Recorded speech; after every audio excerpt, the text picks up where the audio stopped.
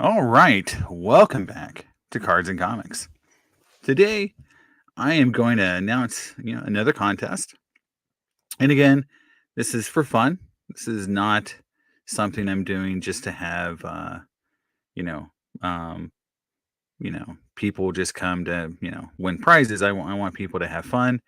So we are going to do another giveaway, another channel contest. So when folks come on, we'll announce the rules for round three. I believe that the first two winners have received their prizes. I had confirmation of one, and I should have number two should have been received by Friday at least. So sorry for the slow shipping for one of them, but I got the other one out like fairly quickly.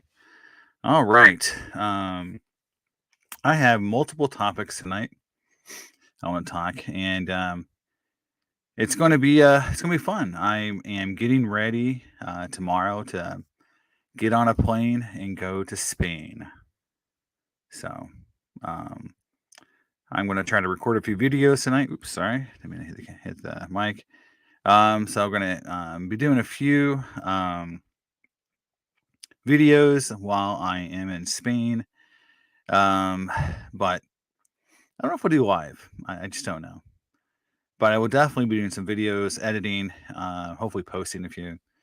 But yeah, hopefully people want to hear about my trip to Spain. Will be very low in card and comic material while I'm in Spain. I'm not sure there's many cards and comic shops over in Spain, but maybe someone who has some experience in Spain can tell me that there's some football cards over there, the non-American football kind, probably. But yeah, going to Spain tomorrow, leaving at 11, flying out of JFK at 5 p.m. Should get into Madrid around 7 a.m. our time. Sorry, 2 a.m. our time, like 8 a.m. their time. So it's going to be a long day. It's going to be a long day. Man, I don't like flying. I'm not one of these folks who enjoys flying. So, all right. So first up, show the first man on is we're going to talk about new contest rules, prizes, and again some channel updates. One of them I just gave. I am going to be flying to Spain. I'm going to be there basically all next week. I'm going to be in Murcia for 4 days or 5 days, 4 nights. I'm coming home Friday night. I might come home Friday night. I don't know. They want me to stay over and do some auditing while I'm there. So I don't know if I'm going to come back Friday night or Saturday night. I'd rather come back Friday because my wife's birthday is coming up, and I'd rather be here for that than in the air. Also, Halloween's coming up, and I want to spend it with my kids. So I'm going to really fight hard against them keeping me for an extra day if I can avoid it. But yeah, I'll be heading to Spain tomorrow at 11. Like getting a car, picking me up, driving me to JFK, and then I'm flying out. So it's going to be a long day tomorrow. And these international flights, I don't fly first class, so I fly coach. So I get to sit in the back with all the other people, and where it's hard to sleep. It's one of the hard, things about flying coach in those international flights. It's hard to sleep. All right, let me check out the comments. Sorry, I'm in the wrong section here. All right, so we're gonna start with the new contest. We got a few people in, and I know some folks, watch it in retrospect. And first contest took a couple broadcasts before we actually won. The person actually won. So I always like to, start with the contest, and then if no one wins it during the broadcast, we can, then do, announce the rules at the end as well, so people can try again. So the way it works on my channel for people who want to take part in a contest, first you have to be subscribed. Secondly is you have to, guess. These are all like, you have to guess an answer. So it's like it's a contest. You get one guess per live stream. So you have to do it in the live stream, or you can do it in the comment section after the live stream's over. If you missed it, you get one guess per live chat or regular chat. You can't do both. You get one guest per video. And the contest always involves something to do with either me or my channel, about collecting in general. So this one's going to be pretty, hopefully not too hard.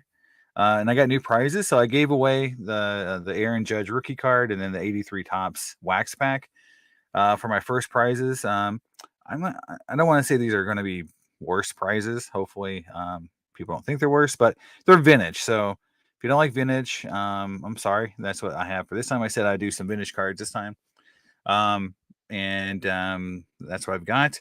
So the two prizes that I'm going to give away this time around. So you get a pick which one you want. The first one is a 74 Tops Lou Brock PSA or SGC 88. It's a very nice card. I know we get a little glare there, but it's very well centered. It's a very nice SGC 88 Lou Brock. Big fan of Lou Brock. I don't have his rookie card. It's one of the few rookie cards I really, really want. The another card is a football card, so it's a 79 Roger Staubach SGC 88. So these are very nice cards. These are in my pile to get graded. So these were in my crossover pile. So I've got a giant stack of SGC cards I've been crossing over for years. You see my videos, I do a lot of SGC crossovers. It's one of the things I do. A lot of folks, that's sort of the one thing that people either have seen my channel or kind of talk about on my channel is I do a lot of SGC to PSA crossovers. And that really makes a lot of people either very angry or they at least pay attention. But yeah, I didn't realize it was so controversial when I put my first SGC to PSA video out. But man, I got lots of interaction, which is great. A lot of people who did not like that video did not like me saying that PSA graded harder than SGC. And I think that's just my experience. That's the cards I submitted and crossed over. I got lower grades, and I busted them all out. I didn't send anything in the holder. So, but that's the two cards we're giving away. And so, so for tonight, the question is going to be this: it's a two-parter, so you have to get both parts right for the question tonight. And again, one answer per video. So either the live stream or the comment section after the video. So the first part of the question is, what year did I start collecting? I've said this in multiple videos, so it shouldn't be hard to figure this one out. I've said it in multiple videos. What year did I start collecting? And then the part two is, what was the first set I tried to collect as a full set? So it's really the first thing I collected in the first year I collected. So that's the question. And the hint I'll give, I always give a hint. So the hint I'll give is, for the set, it is vintage. So for the time, it was vintage. So it's not like in retrospect it was vintage, but at the time it was vintage. So that's the two questions. So first part one, again, what year did I start collecting? Part two is, what set did I start collecting and try to put together? When I first started, the collecting bug, I tried to put together a set. What set was it? And the clue is the set was vintage. So there it is, guys. I'll repeat it throughout the stream for people who haven't heard it. I know people get on and off. But yeah, that's the two questions. And if you get both of them right, you will win your choice of a 74 Lou Brock or a 79 Roger Staubach, both graded SGC 88. Okay. And I think both of them have shots at PSA 8. So if you wanted to cross over, you could do your own crossover experiment and see if you are better at it than I am. All right. So we'll go into our first topics for tonight. And again, I'm not going to be doing live streams all next week until I get back from Spain. So I wanted to do one tonight before I left and shoot a few videos before I leave in the morning. So the first topic is, and this came from the Card Boss. He did a really interesting video on consignments and that they're slowing down in payment. And this is my experience or your experience with consigners and auction houses. And this isn't like what you buy. because the buying experience through consignment houses and auction houses is pretty similar. Like you pay for it and you get it. Now, I will say this is that in the history of consignment and auction houses, there have always been these issues that we'll talk about right now. You know, and these houses and these people come and go a lot. So there's been just hundreds and hundreds of these, auction houses, these consignment places have started, and some of them have done great. Some of them have gone away. Some of them were very, let's say up and up, and some of them took a lot of people's money and run. So it's always been a mixed bag on the idea of these consignment houses and auction houses in terms of how good they are for the hobby. So his video, which I, recommend everyone to see his video because it was good because it's 100% his experience, which is that, they're slowing down in their payment. And so this is probably, two factors. One is they're not getting paid. So a lot of auctions are ending without payment. My own personal experience on eBay right now is about 10% of my auctions don't get paid for. So 1 out of 10. So if I run 10 cards on an auction, 10 comic books, I don't get paid for 1 to 2 of those every time. I've not had 1 month where I've had 100% sell through and everything was paid for since July. So right now, I'm assuming auction houses are having the same issue of people just not paying their bills. And if you think about it, how the card economy works, and his video, it was a really good thought he put out there was, so as soon as you don't pay me, let's say I'm used to getting payment in 5 days. And I'm assuming I'm going to get that payment in 5 days. I'm going to bid on something else. And then now I'm waiting for 10 days. Now that payment comes due and I can't pay the other consignor who I bought something from because I don't have the money, and either I'm going to have to put on a credit card or I'm going to have to not pay for it.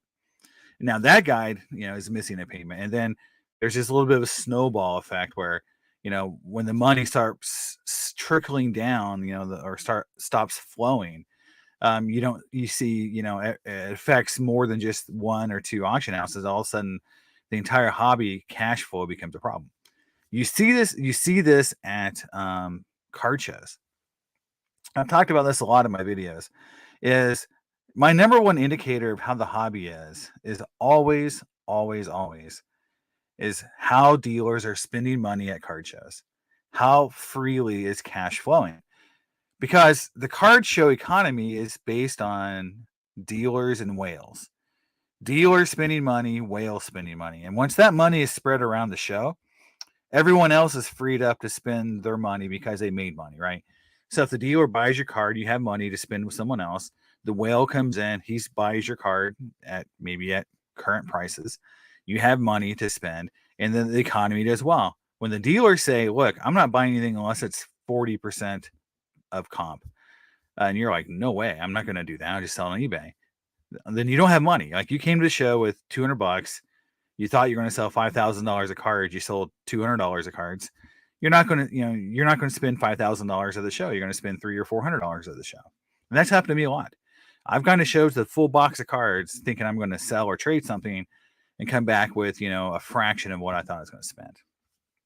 And that, I saw that, in a lot of videos about the Vegas show, the last Midwest Monster was dealers weren't spending, collectors were there to trade or sell.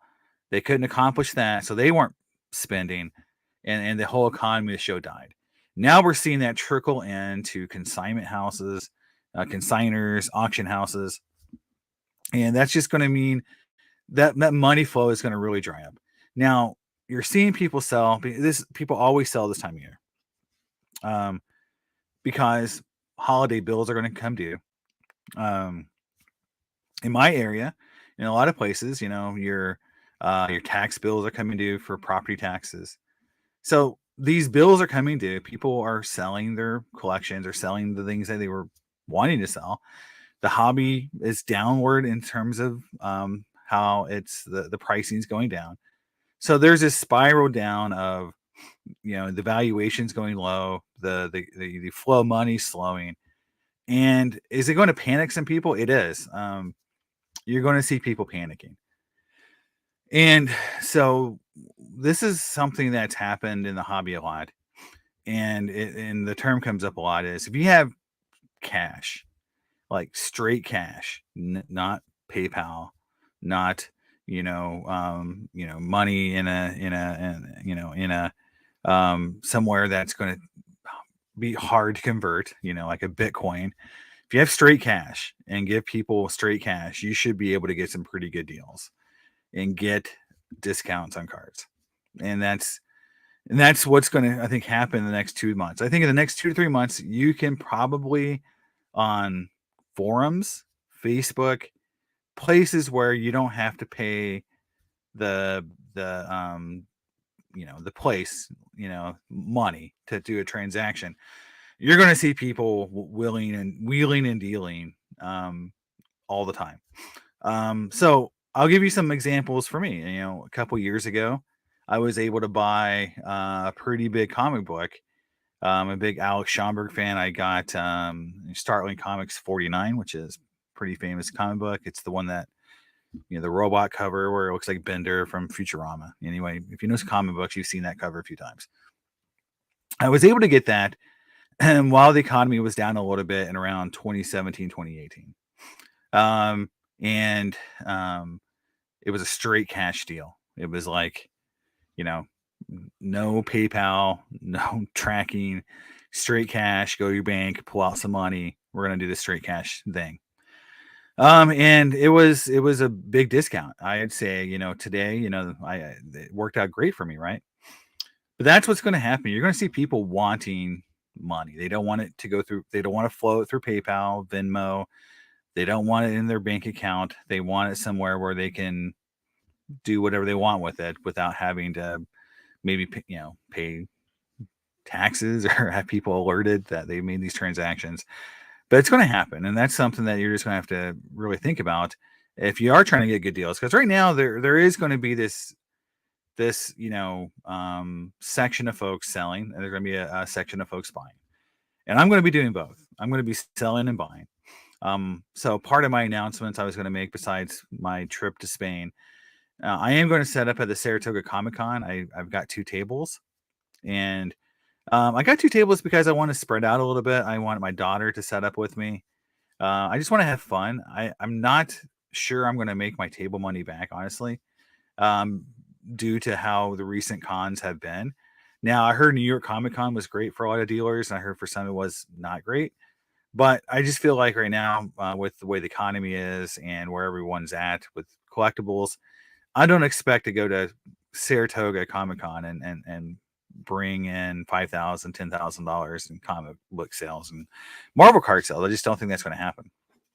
If I make a couple $100, trade and do some deals, and I'm going to be happy. I'm there just to spend time. It's right after my birthday, so it's a couple of days after my birthday. I'm going to sit up there and try to have fun. But yeah, it's going to be hopefully people really want to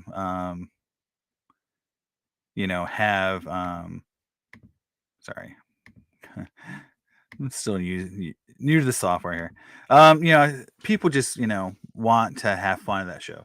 Saratoga Comic Con, for people who are in the area, is not a, let's say, heavy comic book show. It is not a huge, is not a huge comic book show. Yeah, Maximus. Yeah, like Golden. Hey, how are you guys? Hey, Rocco. Yeah, that's my experience. My experience with most auction houses has been this. I'll go through my experiences, and you guys can share yours as well in the comments. My experiences with PWCC, with Memory Lane. I've never sold through Golden. Through REA, Gray Flannel, it's been this. For the most part, they're all slow in paying you. eBay gets you your money, even with their managed payments, still quicker on average than you can ever get from these auction houses. They've always been slow. In fact, some auction houses have this thing where they pay out once a month. So the auction's on a first week of the month, and they don't pay to the end of the month. You don't get your check until like 4 weeks later, in some cases. And then like I remember when I first did a consignment through an auction house. They sent me a live check, so a week in the mail. you know, you have to cash it, and like it's just like wow, this is like not very efficient. No, they do.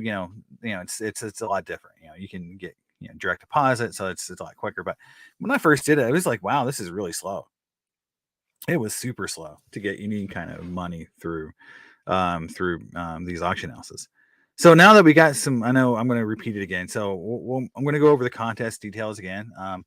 So I know that Brendan got his Aaron Judge card.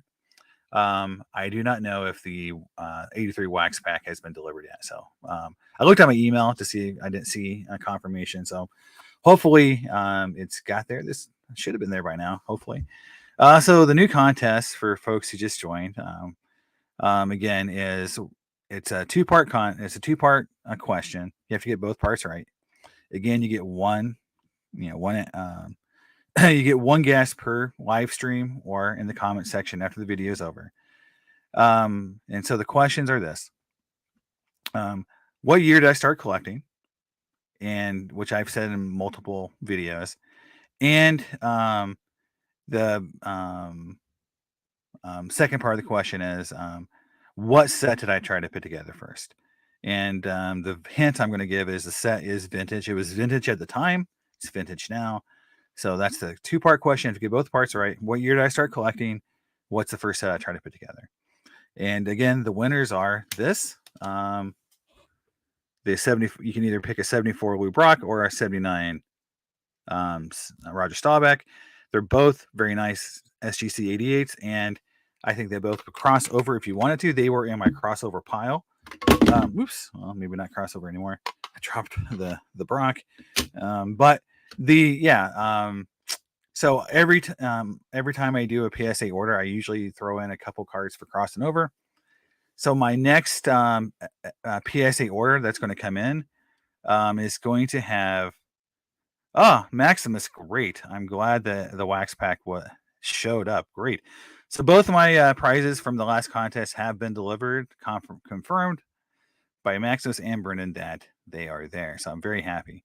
So my next submission for PSA, just to give you guys an update, I shared my one with mostly King Griffey. It's majority 60s and 70s Hall of Famers. There is a little hockey sprinkled in. There's a 71 Peachy Bobby Orr. But most of it is football and baseball, 60s and 70s. A couple 50 cards. There's a 52 Bowman Enos Slaughter and a 56 Art Donovan. So yeah. So the next sub is going to have a lot more vintage in it because remember you split it up by like the year. So 94 and above was one sub, and 94 after. 95 was another sub. So my vintage sub is taken forever. My modern sub popped already. So yeah. So hopefully people when you talk about these consignment houses, and again I was talking about the Card Boss video where he talked about the payments are slowing down, where he was getting payments in 2 to 5 days. Now he's getting payments in like up to 4 weeks in some cases. And I think it's going to get worse. I think, part of the reason they're having slow payment we talked about is that they're not getting paid. And that's happening across the board. I mentioned that, 10% of my auctions don't get paid for. And that's good. It's a good week, a good month. Sometimes it's up to 20%, 30%. So people are crazy on eBay. But even in auction houses, and again, it's that slowing of cash in the hobby. The cash flow is just not there. You look at shows. You look at people talking about shows, just people aren't coming up and dropping $10,000, $20,000 on cards like they used to. It was always a shock to me when I saw, in these videos back in 2021, in early 2022, like kids bringing $20,000 to shows and parents just dropping big time money on these cards when it's like, well, even today, if I spent $10,000 on a card, that's literally, my entire card budget for like, months. Like I probably have to sell a few cards to even get that. And I'm just like, wow, and it's like they don't even think about it. Then I watched Jeff's video where he spent $500,000 on sports cards. And I'm looking at what he buys. I'm like, why don't you just buy one big card or two big cards? Like, I'm like, why are we buying the cards we're buying? I've talked about it before with Jeff. Like, he buys off grade vintage cards. I just don't get it. Buy a PSA 8. If you're going to buy a graded card, buy a high grade vintage card. Why are you buying? Why are you spending $500,000 on buying PSA 2s? I'm like, I don't get it. You'll buy that PSA 10 Jordan card, but you're not going to get your you're not going to get your mantle on a PSA 2 or a PSA 6. I don't understand it, but it's just me. I mean, I would spend as much money, like if I had $500,000 to spend at one of these auction houses, I would be buying the highest grade, rarest vintage card I could afford. That's what I'd be buying. I mean, and that's what everyone says I'd be buying. I mean, that's everyone who's been in the hobby a long time will be like, yeah, I'm going to buy something, and maybe it's not even vintage. Maybe it's something, for me, Griffey related, right? If I could buy, some really rare, cool Griffey card that I know is going to hold value, like a mirror gold, something that's really rare, PMG of Griffey. Yeah, I'd buy that. I mean, I saw you guys, if you guys saw the Jerry Rice green PMG sell for $150,000, that's because there's collectors of Jerry Rice who need that card. That's a real sell. I actually, honestly, I believe that one because, throughout the years, the last couple of years, I've been very concerned that a lot of the sales weren't real. Like they were just pumped, and I'll get into the pumping side because I'll give you an example of the pumping. But again, I think a lot of the sales were kind of pumped, like the F1 sales. They just didn't seem like a real sell. A card goes from $30,000 to $300,000 in a month. That's just not real. It's like, that's obviously people just kind of faking some transactions and not really paying, or the card's just trading hands and not real money being traded, right? But my experience is this in the hobby with these auction houses and consigners and how they can manipulate the market is this. It only takes 4 or 5 people to manipulate the market in sports cards. And the 2017 Hall of Fame rookie cards for baseball is a perfect example of that. From my knowledge, talking to dealers, talking to people in the hobby, it was like literally 5 people in the hobby that were basically manipulating Hall of Fame rookie card prices. And they were able to pump some of those prices double, triple what they were selling for. And were able to make some real transactions. And then as soon as they quit doing it, the market corrected itself back down quite a bit. And I would encourage anyone to go into VCP. If people, I encourage people to use VCP. I don't get paid for it. I'm not sponsored by anyone, but go into VCP, look at 2016 through 2018 prices for any Hall of Fame rookie card and see the massive spikes for like, the Sandy Koufax, the Ernie Banks, the Hank Aaron, the Clemente, and you'll see the massive drop, right? And it was just a couple people like, manipulating the market. If they can do it for Hall of Fame cards, you can certainly do it for these, soccer and F1 cards that were spiking and come back way down. And I know She Collects did a video, and there's very few people in the hobby that I'm especially on YouTube that I really that I'm critical of. And She Collects has been one that I've been critical of a little bit because of how untransparent she's been and the things that she does. And I just wish that she did a little bit more disclaimer. I mean, she works for PSA and she, talks bad about SGC. I talk bad about SGC when I have a problem with SGC, like when their holders damage my cards, but I'm not paid by PSA. And that is a big distinction. So yeah, I mean, she's one of the few folks I think has some, I call like, I don't know how much of what she's doing is, not being influenced by where she works. And Sports Card Investor, I mean, I 100% think that Jeff meets with fanatics. He meets with Tops and Panini, and he has talking points that allow him to be in those meetings. Like, he's parodying things that allow him to be in those meetings. He meets with Golden. He meets with, he just did a thing with Marshall Fogel, where he's promoting things. Like, Marshall Fogel's going to sell his collection soon. Like, he's on the talk show circuit right now because he's going to eventually sell, like, because he's getting to the age where, it makes sense for him to divest. And it's just like, Jeff is like he's basically a late night talk show host for the hobby right now. It's like you go on Jeff's show and you get, and then you promote whatever you're promoting, and that's what it is. I think,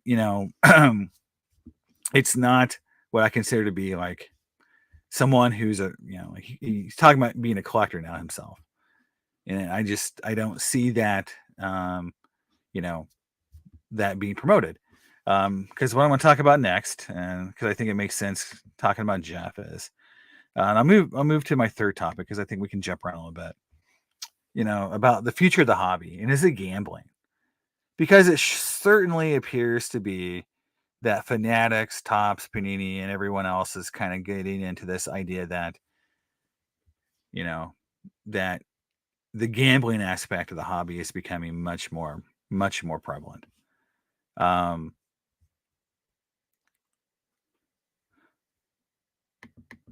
oh, Rocco, I'm going to give you a chance to make one amendment to your guess. You're very, very close. If you make one amendment to it, I'll let you do it because you're very close. You're very close. I'll say that. But this idea of gambling the hobby, it's been around forever. So when they started putting in, the autographs, the game used, that's what everyone cried then. It's a gamble. In fact, in Canada, they viewed the contest and some of the things that were inserted as gambling. That's why you saw some of those. That's why they have to allow you to win some of these cards through the send-ins, right? Because in some countries it's considered gambling, and that's how they got away with it. Um, you know, um, I 100% think that, that it is. If you think about how some of the things are presented, it's very close to gambling. Um, yeah, Maximus. You cannot, think about what she did in the hobby in terms of what she tried to do with the F1 cards and not think that she was trying to really pump that market up, because nothing about how she went about collecting seemed realistic. And I felt like, some of her videos were very misleading to what she was trying to do and the position of power she was in terms of working for PSA now. And here's one thing to think about too. For everyone who is in the hobby right now. Whenever these people, like, so I'm on YouTube, other people I know are on YouTube. Whenever anyone talks to any of these industry folks, so like Neo has SGC on, SGC goes on with, some other folks. Rocco, you had the 86 part right. I'll say that right. So there's one part to your guess that was not as accurate as it should be to win the contest, but you're very close. So I would suggest maybe you go look at some videos or browse some videos, and it'll come to you, because it's quite apparent what I started with, because I talk about it and I have a full video about it. So I'm trying to give you some more guesses, because I think you're on the right track there. So yeah, so what I'm going to say is that they've had multiple conversations that are off screen, right? So for every conversation you're seeing on screen, they've had multiple conversations off screen. Oh, Michael, that is correct. There you go. Sorry, Rocco. I'll give it to both you guys, but Michael, you can have first pick since you did get it completely right. But Rocco, I will give you the second prize because you were very, very close. You had it. But Michael, you won it. I'll put my email and just why I can't type. Um, for everyone, so Michael and Rocco, send me an email with your address. I'll send the cards out. I won't be able to send the cards out to the week after because again, I'm going to be in Spain all next week.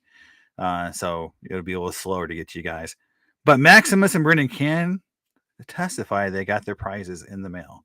So it was I was able to get those out last week to everyone. But yeah, so Michael, tell me which card you want. Again, you can have the Staubach or the Lou Brock, and then I'll give the other card to Rocco because you guys were very, very cool. And I appreciate you guys looking at my channel. So I started collecting 86 tops basketball was not, or sorry, 86 square basketball was not what I started collecting with. I wish I did. I'm not that smart. I collected football and baseball. But I did not collect the 86 Flair. I thought, man, those basketball cards look weird. I'm not going to collect those. And boy, was I wrong. And then my 61, my first set I really collected was 61 Pirates because I saw an article in the Baseball Card Magazine from 1989. So a couple years after I started, I hadn't really collected anything. I just was like buying packs and just being a kid. Then I'm like, I should put this set together. And what set should I put together? And I saw that article in the 89 Baseball Card Magazine that said, if you like a certain team, why don't you put together the years they won the World Series? And there's a whole article, and I read it, and I'm like, that's really cool. And so I went to a card show with my mom for the first time, who surprised me, and I started buying 61 Tops Pirates cards, and the rest is history. So that's how I started collecting vintage. That's how I started collecting kind of in general. And I think a lot of people have stories like that, and I think it's great because that's how most collectors are born. You kind of start with an idea, then you start doing it, and you realize it's a lot of fun. And my dad got interested at that point, and was really into vintage. He was collecting Cardinals. Like my dad's a Cardinal collector. I'm a Pirate collector. And we started collecting together. And like from then on, it became just a father son team, and everyone loves that. Okay, Michael, Lou Brock is on your way. So Rocco, you get the Staubach. Hopefully, you don't hate the Cowboys. If not, you can trade it for something else. Sorry about that. But it's a cool card. They're both very nice cards, guys. These are not, hopefully, I've looked at them. They're not damaged like some SGC cards are. And they were in my pile to get crossed over to PSA. I think they could cross over to 8s or better. Sometimes you get better in the crossover. So yeah. But yeah, like, what I was talking about earlier about these, influencers, because again, I know the conversations that some of these folks are having behind, talking to Jeff, talking to, SGC. So what you see on camera, what you see them talking about is, I think in some cases a fraction of the conversations that are actually being had. So again, Jeff is definitely having tons of conversations with Panini, Fanatics, with all these companies, and he's getting insider information. He knows, what they're thinking, what they're going to do, how they're going to, make changes in the future. And he's going to promote them because he wants to be that guy. He wants to be the late night talk show host for the hobby. Everyone else is just kind of there to kind of, help promote whatever is there. I have not seen a single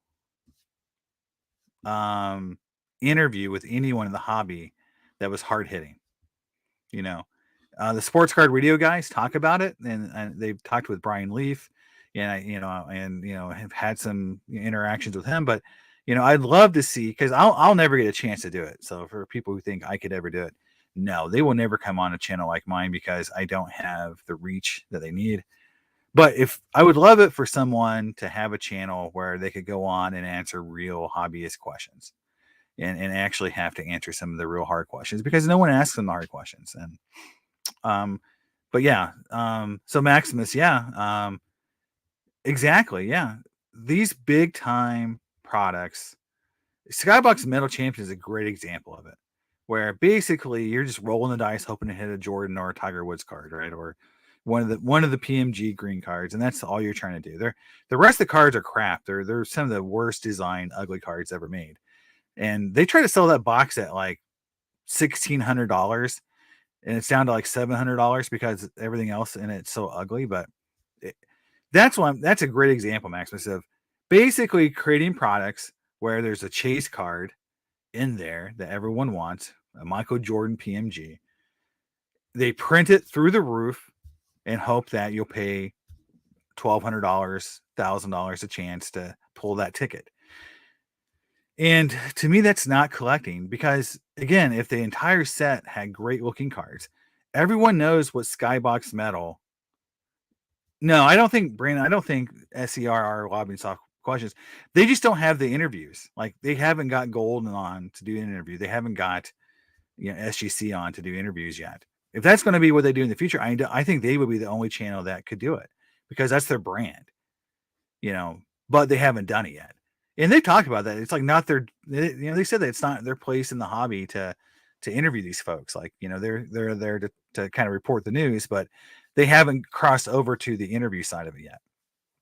And if they do, I'm sure they would be the one channel that's their brand. That wouldn't, you got to remember, like these other channels are scared to death that they're going to get cut out, that they're not going to get the interviews anymore.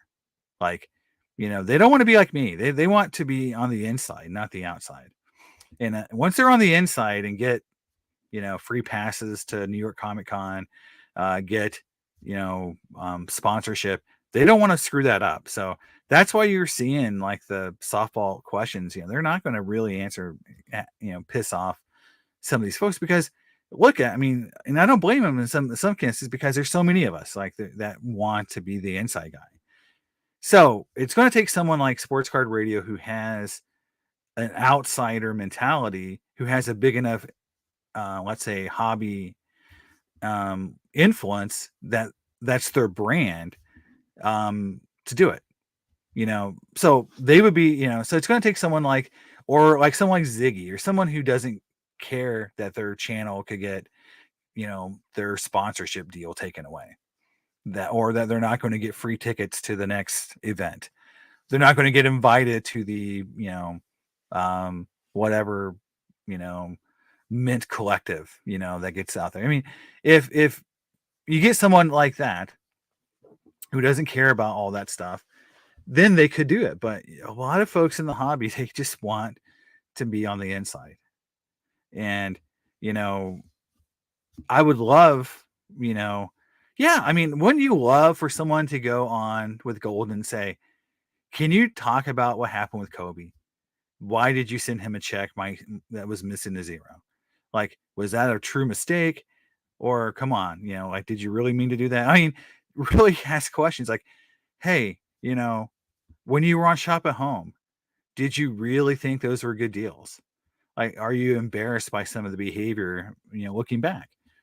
It would just be great to have a candid civil interview with some of these folks who did some stuff that's really not, in hindsight, was great for the hobby. Because, that Shop at Home deal, no matter how you want to look at it, like I saw a video from a pawn shop owner, and he said something like, he on his window he had a sticker called Boomer Shit, and he's like, look, when these older people come into our shop, they sell us what they term Boomer Shit, and it's all the stuff they bought on Home Shopping Network at night, HSN, and it's like, it's coins, it's swords, it's knives, it's in some cases sports cards, but it's like the stuff they bought late at night thinking that it was going to be worth a lot of money.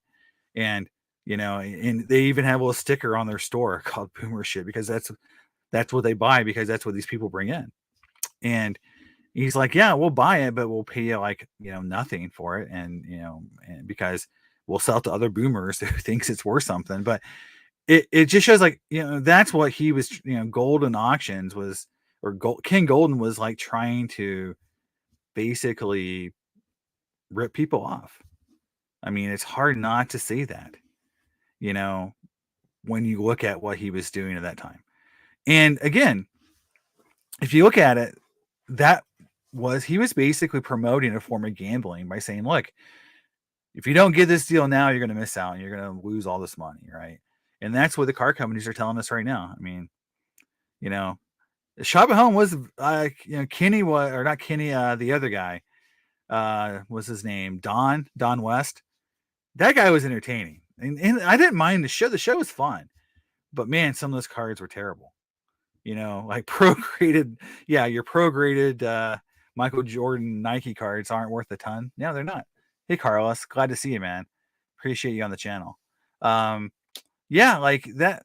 It's hard to sit there and go like, Ken Golden is going to have a show on Netflix, and he used to have a show on Shop at Home where Don West swam on cards and trying to get you to buy the Spanish Jordan rookie card. I mean, I'm like, it's almost like, another world where that can happen. In the hobby, it's like Ken Golden, who again shorted Kobe Bryant 1-0 on a check, was sued by tons of people, was on Shop at Home Network with Don West swimming in cards, selling you the Fornos whatever Jordan sticker card for millions of dollars. That's what he said it was going to be worth. And now he's got a Netflix show and has the largest auction house and was bought by PSA. I mean, it's like an alternative like that. If you put the timeline together, you couldn't make it up. Like the hobby just operates in a weird universe where all that makes sense, where it all can happen. I mean, and again, I'm not gonna, and I will say this: Ken Golden's not the worst, that's in the hobby by far.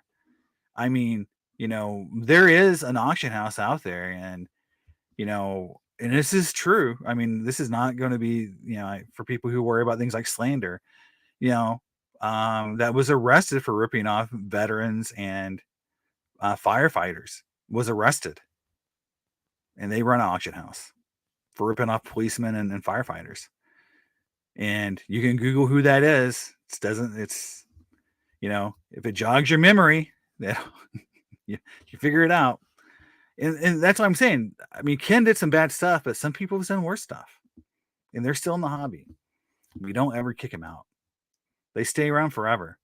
It seems like every trimmer, everybody who's ever done anything bad in the hobby is still around, like waving at you, like, "Hey, I'm still here, still trimming cards." You can never get rid of us. The hobby just doesn't have enough ability to police itself to get rid of the true scammers, and that's why they just keep floating around until they come up with something new. But yeah, like, so the other thing I was want to talk about, and we talk about a little bit, about the drama. Like, everyone talks about drama. I feel like drama in the hobby, is not unique. And we just talked about it with Ken, right? I feel like, it's been there. I mean, like those Shop at Home shows, my history of the hobby going back to 86 and just remembering everything. The only reason why we had grading was because dealers would try to screw you and not grade cards properly, right? So someone had to come in and actually, try to figure out how to make that part work, right? So it's always been there, right? But I collect comic books. I'm not going to bore the card guys with my comic books too much tonight, but there's drama in everything, like Magic the Gathering, Pokemon, comic books. It's like if you're in action figures, right? If you're in any of those hobbies, those channels on YouTube have tons of drama too, right? We're not unique, like we're not the unicorn that just has all the drama, right? And I feel like it's just because hobbyists are so passionate about what they do, right? We get very pissed off when someone tries to rip us off. We get really upset when the hobby doesn't work the way we want it to. And every other hobby is the same. I look at comic books right now. The New York Comic Con, the Peach Momoko incident, where people got in fights because she was giving away free autographs. And I think about it like when I was a kid, I went to I'm from Oklahoma. I remember Willie Stargell gave free autographs at a mall show, and you know, it's a Hall of Famer. Like Willie Stargell is a. I mean, to me, like who wouldn't want his autograph for free, right? If Willie's, I know he's not alive anymore, but like Johnny Bench, well, if Willie Stargell shows up at a mall, you're going to have a lot of people show up if it's free, right? And I remember how respectful everyone was to Willie Stargell. He had one autograph. That's it. In and out. You don't show up with 55 balls trying to get 55 autographs from Willie Stargell. And the devolvement a little bit, I'm trying to think about that today. So my experience with Willie Stargell when I was a kid, standing in line for hours, it was free at the mall show. When I got to meet him, he shook my hand. He took off his World Series ring and let me put it on because I said, "Is that your World Series ring?" He's like, "Yeah, you want to wear it?" Took it off, gave it to me, and it was awesome. Like to this day, like I'm like, that's the coolest experience I've ever had with an athlete because I'm a Pirate fan. It was Willie Stargell. I got to wear his 1979 World Series ring. So like, how cool is that? I'm thinking about today, like Johnny Bench shows up. I'm doing a free autograph show. It's all for charity. You can give a donation. And who would show up with like 1,000 balls? Like, would that happen? Yeah, I think so.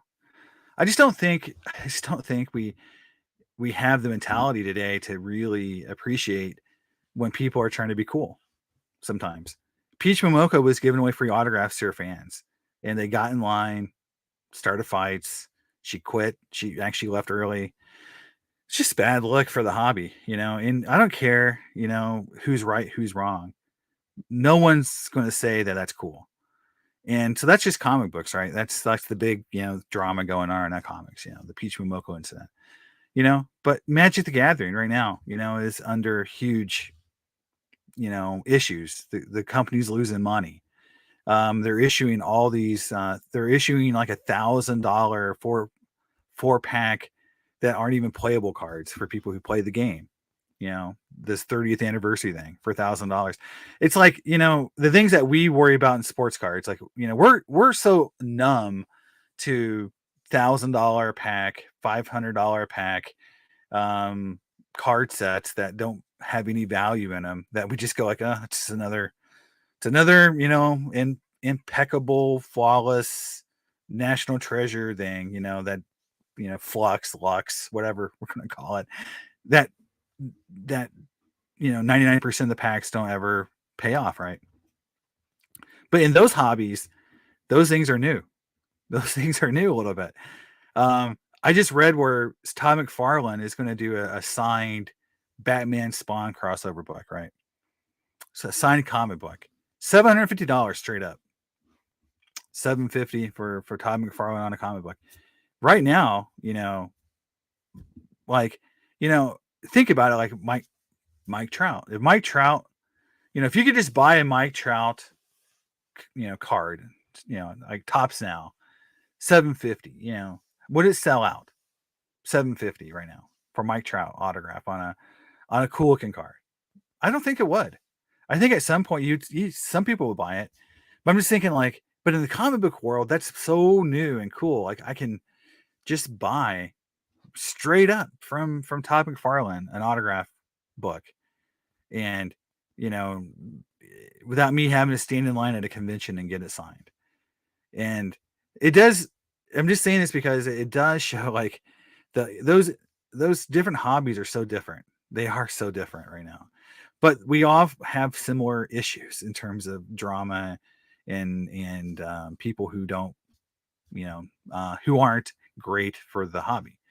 But yeah, like, there's a lot of stuff going on right now. Now, yeah, Maximus, King Golden is, it's going to be, I want to see his show. I want to see what he's going to do to make this entertaining, because he is not very entertaining. Like, Don West was the reason why we tuned in to Shop at Home, right? King Golden was the voice on the phone. He had no physical presence. It's all Don West. He was the straight guy. He was the guy that you cared about seeing, right? I'm just going to be interested to see how Ken Golden makes this entertaining. Like, you know, yeah, like Brendan, yeah, Banksy to the card. How much would it be worth, right? Yeah, well, yeah, Banksy would make it where it was like inside of another card, or like you had to buy a card, and then in 10 years the card would deteriorate and then turn into a Banksy card or something like that. You wouldn't even know it. But yeah, like how's Ken Golden going to make this entertaining? I'm a little doubtful.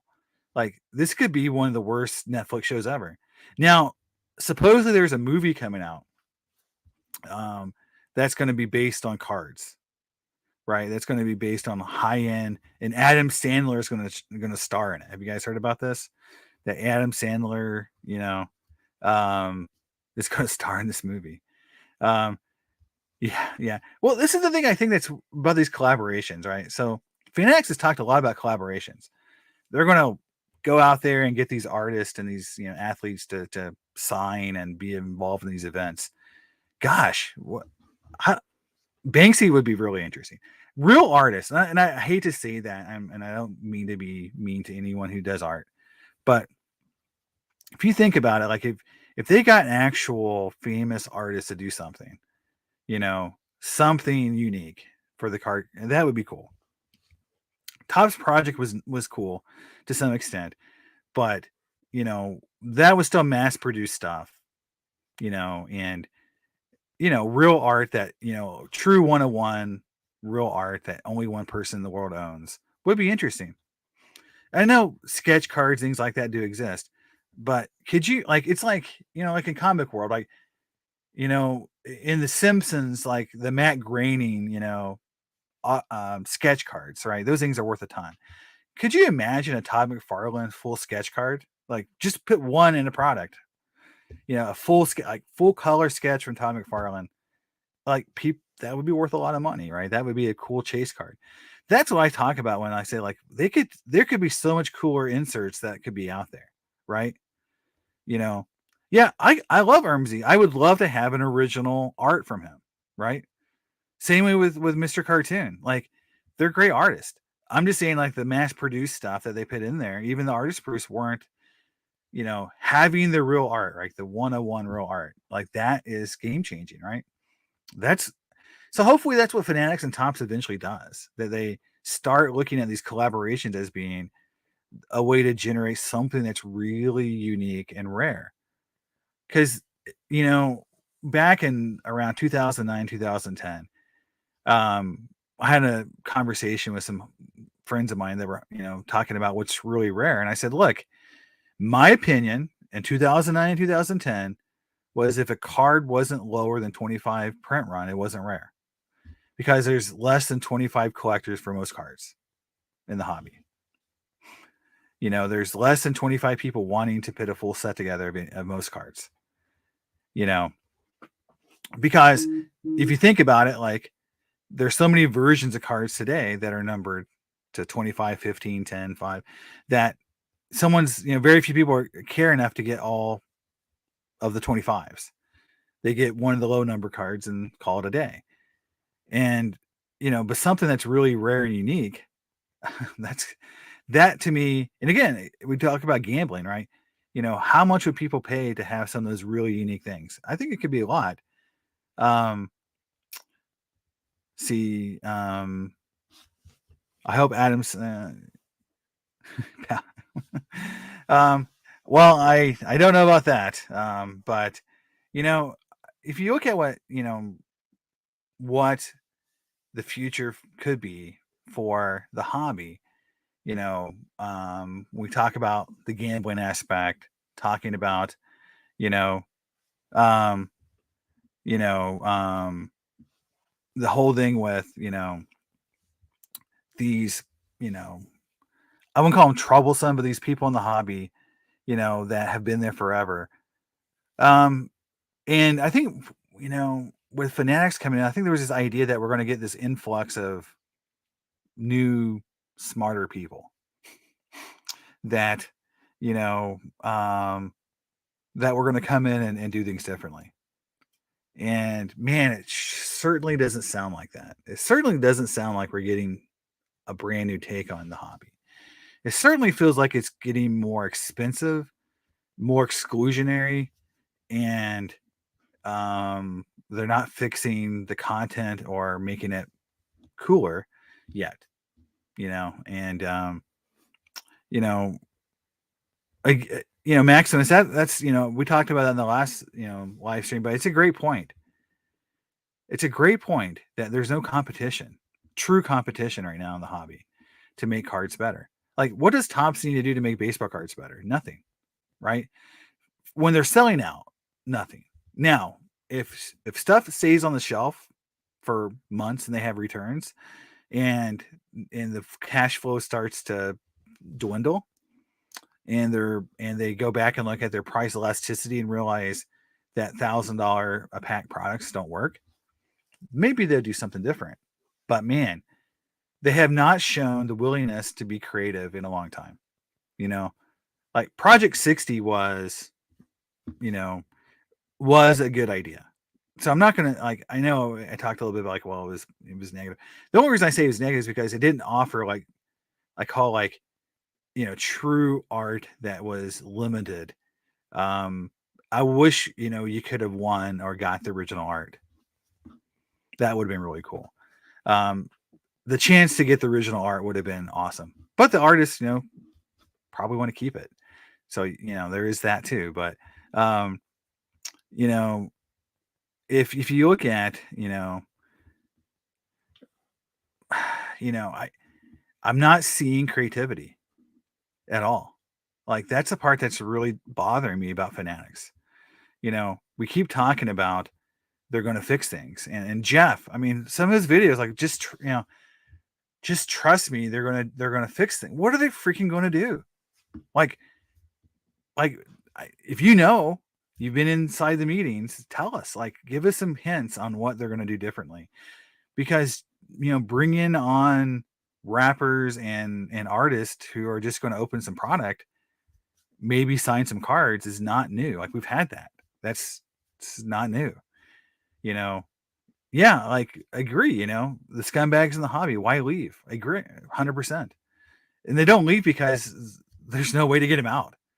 I mean, that's another thing too. We can't, PSA and SGC, and we talked about with grading before, they don't have the ability to catch everything. They can't. They just, like, if you think about how much money it would take to do all the stuff you'd really want them to do, from a, like, cards would take, 5 days to grade. Turnaround times would be terrible. The cost of grading would go up to the point where, if they did it the way that we would, like, forensically scan every card, look at things under a giant magnification for surface, manipulation, size comparison, photographic comparison to previously known example. I mean, they could do all that, right? And you could say they could build databases and do it. Maybe that's the future. Maybe that's what Tag's going to do, right? But right now they look at cards for like 15 to 20 seconds. That's what PSA has said in the past. They've changed since then, but Joe Orlando quoted as 15 to 20 seconds is what about as much time as they look at the card for most modern cards, 15 to 20 seconds. So in that time period, what are they really looking at? Because, unless they see something that 15 to 20 seconds that makes them look harder, they're not catching everything that you would think they're going to catch, right? And yeah, I really think that's why people were really stuck on, NFTs and things that were hobby related, had some functionality in them, because everyone wants something different. Like, they want to enjoy the hobby, but they want it to evolve. They want it to get better. They don't know what that really is. I don't know what that is. I know things that I like that I wish there was more of. I wish there was more innovative sets. I wish there was better looking cards. I wish that there was a lot less parallels. I wish that I didn't have to choose between 85 different versions of one card to figure out which one I want to keep in my collection. I mean, I'm a Kenny Pickett guy. I haven't bought a single Kenny Pickett card because I don't know which one to buy. Like, I'm looking down eBay going like, I don't like. There's a billion already, and I don't know which one I want. Um, because there's so many of them, and I don't like. It's just like it's like throwing a dart and just pick one, and because none of them seem special, right? They all seem to be the same card, just with different branding, and here's one with gold, here's one with blue. Here, it's like there's no unique. The designs don't look any cooler. It's just they don't scream to you, buy me. In some cards, definitely, when you look at them, there's this like idea, like when you look at a certain card and you want to buy it because it looks so cool. And right now, I'm not seeing that with a lot of modern cards. I don't see, you know, you know, what is making me just want to take my money and just spend it on a card right now. It's just they don't seem to be unique. Everything seems to be very similar in design. Nothing looks that different, and it just looks boring. And that's what I think you're seeing a lot of with the modern cards is just they look boring. They haven't, you know, done, I mean, look, I mean, you could say refractors are boring too. I agree. In some cases you could say those but when they're done right, they're like, remember the embossed gold refractors from 97? Those weren't boring. They've never done them since. Did it 1 year. 1 year. You know. Yeah, I agree, Carl. It's like, you know, innovation, they don't need to innovate, right? They don't have a lot of pressure right now, and they were selling everything without even trying.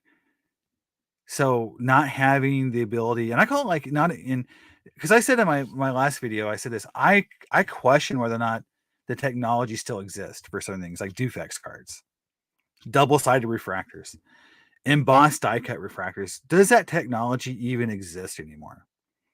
Can the companies even make those cards anymore? I don't know. I would love for some insider from Topps or Panini to talk about why they can't do a Lynchpins card anymore. Like, why can't you do a laser die cuts anymore? Does that technology not exist, or is it too expensive? Like, we don't know. Like, as collectors, we don't know what these guys can do. If you look at the original refractors, like here's one I've got here. So like 98 finest. Like, here's a Griffey refractor. Turn it over, and there's the refractor on the back. Like, when did that go away? Like, why can't we do that anymore? Like, I don't know. I would love for them to tell me that, like, look, we can't do that technology anymore because whatever, like the die, the dies don't exist, or the machinery doesn't exist anymore. And we'd have to build a brand new machine that can do that. And it's so expensive. It's not worth it. I don't know, but man, it seems like the technology doesn't exist, because if it did, why wouldn't they use it? Like I use 97 embossed refractors.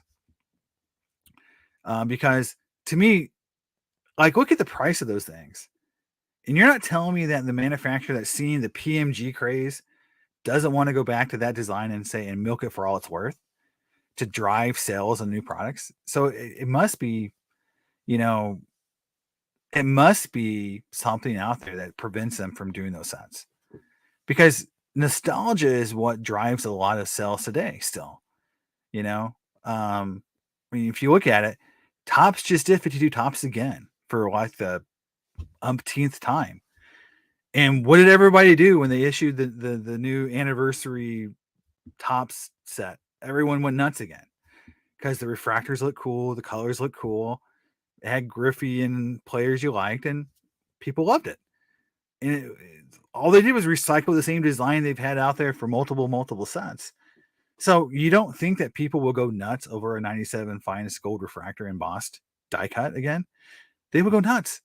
A Mike Trout, a Jordan Alvarez, an Aaron Judge. Oh my gosh, people would go freaking nut.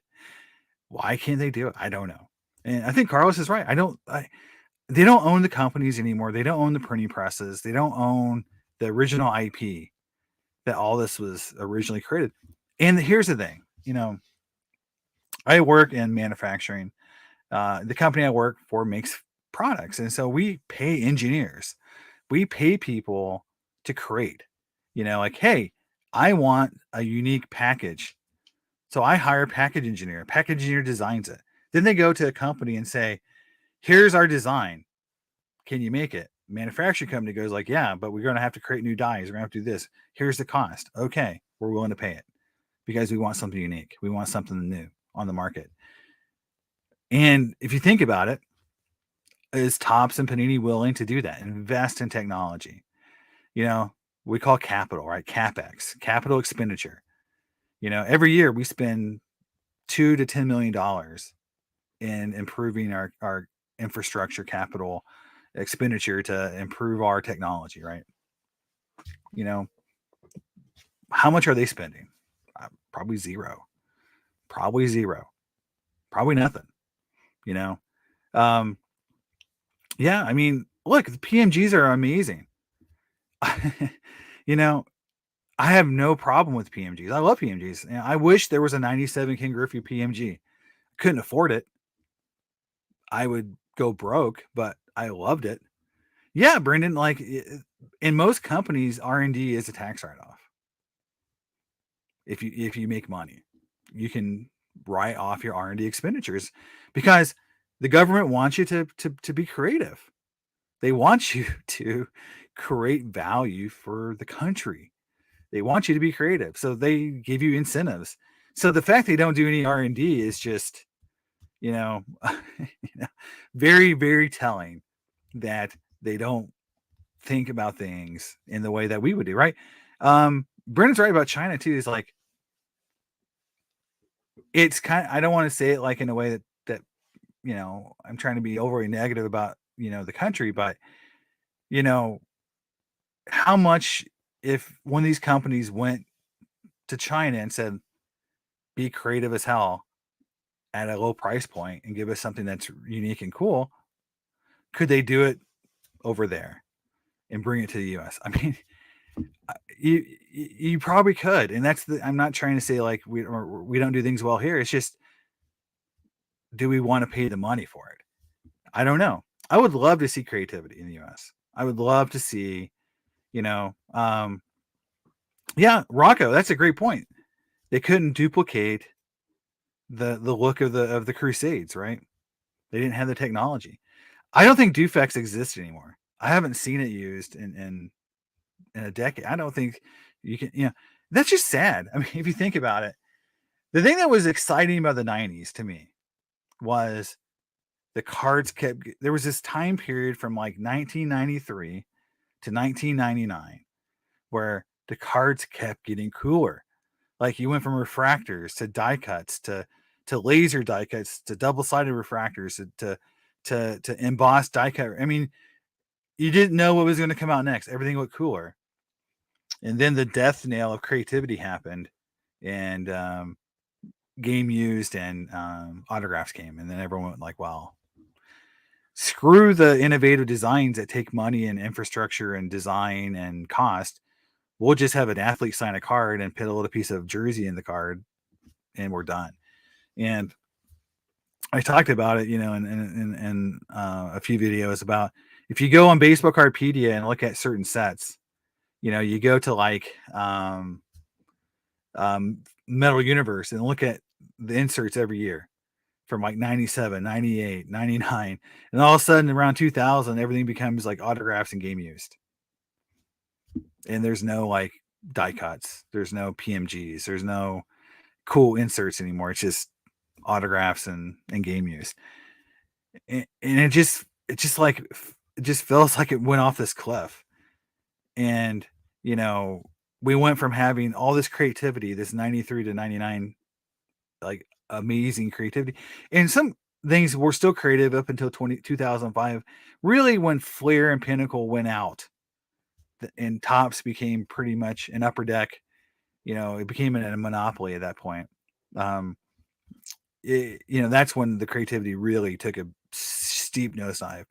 But you could see the impact of autographs and game use had on creativity, because the manufacturers quickly realized it was like, well, it costs a lot less to print a bunch of cards and have someone sign it than do some R&D and create something that's really unique.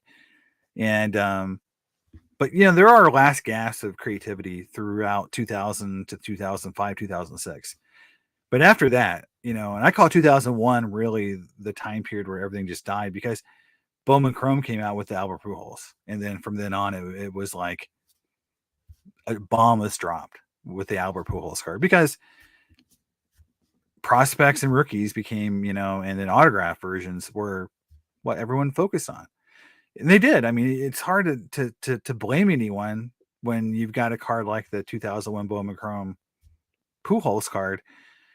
It's hard to argue that there's going to be cards made like that are going to be more expensive when they're just like a parallel or a die cut or whatever, that don't have that intrinsic value of a rookie card auto. But the hobby became so obsessed with rookie cards and autos that everything else just became, I call it like, if you look at the Topps inserts at some point, just became like foil, right? Just like, like a design, some Photoshop design with a piece of with foil. And it's just like the championship set that just came out, just a bunch of foil cards, with no creativity built in. But the autos, oh my gosh, we got 20 different auto sets or whatever. I mean, it's just, yeah, it's just kind of sad that we had better technology 20, 30 years ago than we do today. And Maximus, we've definitely gone from being able to print the coolest cards in the world to barely able to make a die cut or a card that's centered. Like it's kind of gone that way. It kind of sucks, because the thing that hurts is that we know it can be done, right? It's kind of like we went to the moon once, can't go anymore. It seems like we sure as hell can't make a linchpin anymore. We sure as hell can't make an embossed die cut refractor, but we did once. we did it one time, but we can't do it ever again. And it kind of, I mean, that's the problem. I think for a 90s collector, you hold on to that. It does make those cards special. Now that is the positive, right? It makes those cards special. But it also makes me just feel like, man, I wish I had a Mike Trout, because I like Mike Trout. I would love to have, something like that. But yeah, 2001 is really interesting as kind of card years go. I think that year with Ichiro, with Pujols, the rookie card craze, Bowman Chrome, it just became such a craze. I mean, if you look at it, it blew up right after that. Yeah, 94 hot gloves. I mean, you think about it. I mean, it was just like you're getting punched in the face with creativity left and right from 93 on. Hot gloves, gold medallion, platinum medallion, PMGs, cut aboves, platinum portraits. I mean, you can just go on and on. Linchpins, it's just embossed refractors. It's just like every time you turned around, there was something cool coming out at you, and it was like, wow, and Crusades weren't even announced. I talked about this on Carlos's last feed, last live. Like the Crusade set wasn't even announced. They did this as a super secret set within multiple brands, and didn't even announce it. Like, think about that. How much time and effort they took to make that set and didn't even advertise it. They just left it as a surprise for collectors to figure out. And today, like that would never be done. Like, they would never do something that unique and cool and just never advertise it, for one thing. But yeah, that's how the hobby was. I mean, you just had stuff coming at you left and right, and it was hard to keep up. I agree, but I remember like Leaf Fractal Matrix. I couldn't even figure it out, but I knew it looked cool. I knew some of those cards were awesome. I just didn't know how it worked. We didn't have like a little book like Baseball Cardpedia back in those days to look at the odds and the Z-axis and this and that. Okay, like I got my slide rule out to figure out how that set worked. But it was like they were trying new things. Like, it was like a lot of trial and error, right? tons of trial and error was going on in those early times. But yet, the common denominator was this, right? Multiple companies all trying to get the same amount of money from each other. And so when you got monopolies and you've got, the way the current hobby is, there's no real incentive. And again, Fanatics back and forth has said they're not looking at creativity within cards to drive growth. They're looking at like collaborations and experiences, right?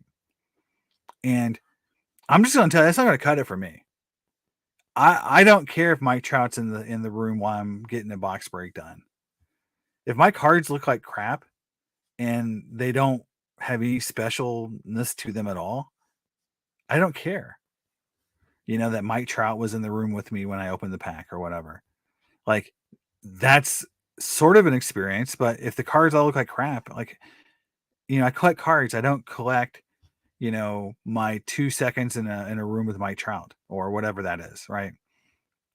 And I feel like, you know, that idea of collecting these special moments and charging for them, let's not forget that being in that room with Mike Trout on a break is going to cost you like 10 times what a normal box break is going to cost. It's not going to, I think they're off, man. I don't think Fanatics understands that's not what collectors want. If I go to the National and I can be in a room with Mike Trout while we break cards and we get a kind of like what Topps did with the Transcendent set, where you could, or what was the set they did where you could win a trip and then meet Mike Trout and all that. That to me was okay. That's an experience, right? You go to a trip, you get to meet someone, you get to open up a box and see cool stuff. Like, all that's cool, right? And that cost like what, $15,000 or something, that product, $20,000 for that, 25,000. I forget how much that cost, but it was super expensive. I don't want that for every card I buy. I want to open a pack of cards that cost me a reasonable amount of money, and there are cool cards in that product to chase that I like the design.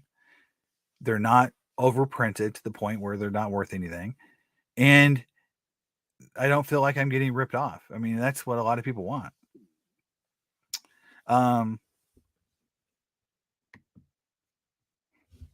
Yeah, Paul, you're 100% right. 100% right. We went from having probably a golden era of card innovation to literally this going back to the dark ages. Yeah,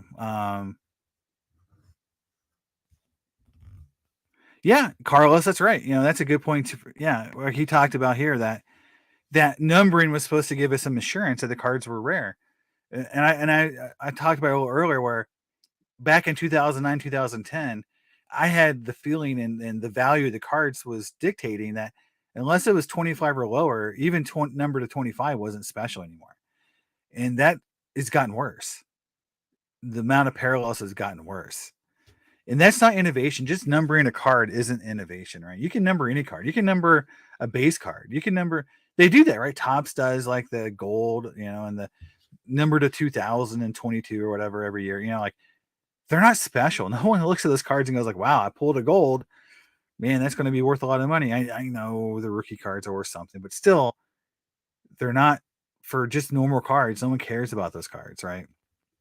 And numbering of cards was supposed to give us some. The original numbering, Carlos, I don't know if you remember this, remember when they numbered the cases and the boxes?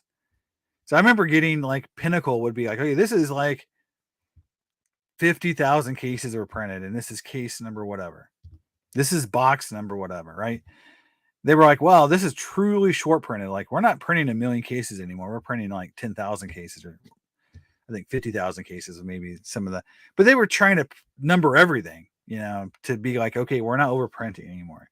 I don't think that's overprinting isn't as big a problem today, because we are overprinting, but we're within the set itself.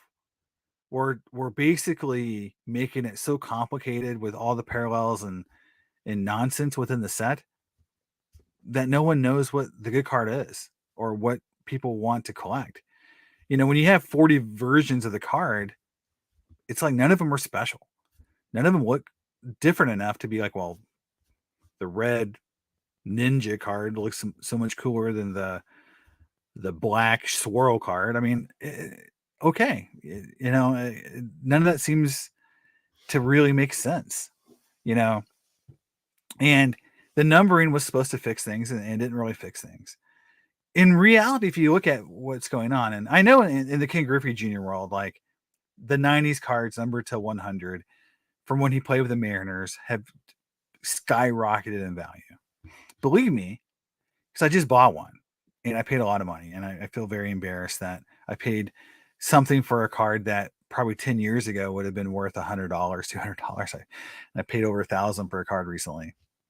I'm a collector. Like sometimes I get nervous, man. Like those cards are going to get to the point where I can't ever afford one.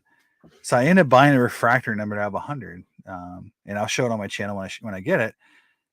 But they are cool looking and they look nice. It's a nice looking card.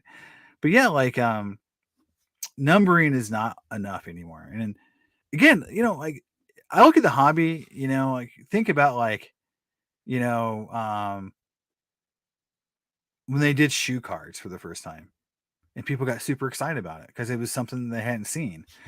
And then they did 100 shoe cards, and then they're not as cool anymore. But that is, where you're getting into this idea of like, shoe cards, bat barrels, bat knobs. You took like the game use and made it even better, right? But what's next? I'm trying to figure out like what are we gonna do next? Because fanatics just can't just rely on experiences to drive the hobby. It's just that's not going to be enough. They're going to have to do something tangible to the product, or else people are going to lose some interest. And it's already happening. You can tell, like, if people really like, because look what happened with Spider-Man Metal.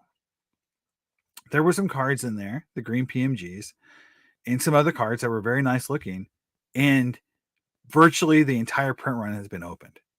Like, I know people put some back, but in general, if it's a retail product or if it's some hobby cases and hobby boxes, a lot of it has been broken because people like the cards. So if people truly love their Chronicles, Chronicles makes me laugh. But if they truly love these cards, they'd be opening them, looking for the cool cards.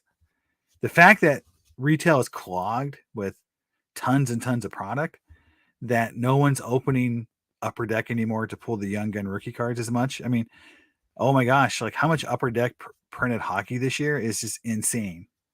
I mean, it's still on EPAC for the love of God. Like normally, the last couple of years, EPAC would have had Series 1 and Series 2 gone. But you're just seeing like, like no one thinks the cards are cool enough to just get, to buy them all up. But when something comes along that is cool, like Spider-Man Metal, whether you like Spider-Man cards or not, it was cool enough that it was bought out. People opened it looking for the cards because they like the cards. And I don't know how that doesn't translate to these companies to say, look, make the cards really cool. Don't overprint them. Don't make it like such a commodity that you destroy the value and it'll sell out. And then the collectors will be happy. You'll make money and everyone wins. And it's like one set a year, 2 sets a year kind of do that. And everything else just turns into what we see right now, which is no one really cares about a lot of these sets. Trying to read some comments here. DR says, yeah, I'm waiting for the fusion of Fanatics securing the jerseys of players. Yeah. Yeah. I mean, again, there's ways to make things so much cooler, right? I mean, could you imagine, like, I mean, I think it'd be cool, right? The player hits a home run, right? There's some meaning to the home run.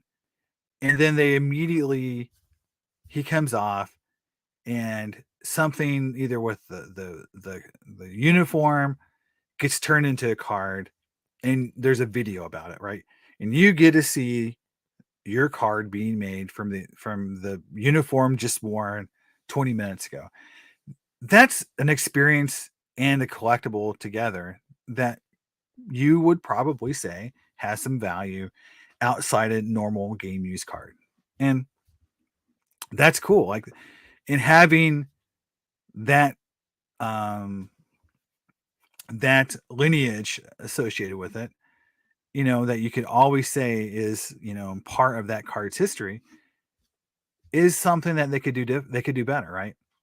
That is a way to generate some extra value, make the card cooler. But here's the thing that's always the caveat. If that card has ugly aesthetics to it, they can't make it look somewhat cool. Eventually they'll do that enough that those won't be as unique anymore. Unless it's tied to some special event.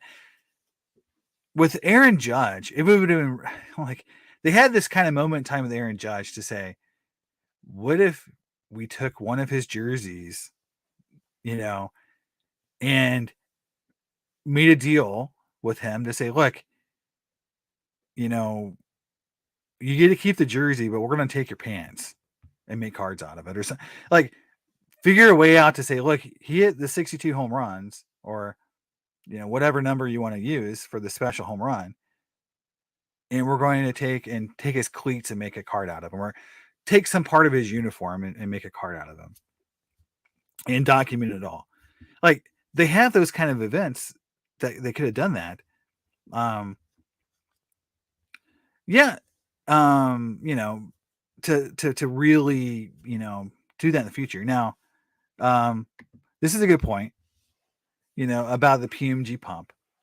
But here's the thing that I do know about the Marvel market is that the prices are what the prices are, and what I mean is this: there is collectors in the Marvel space that if the prices go down to $5 a PMG, there's people out there putting sets together.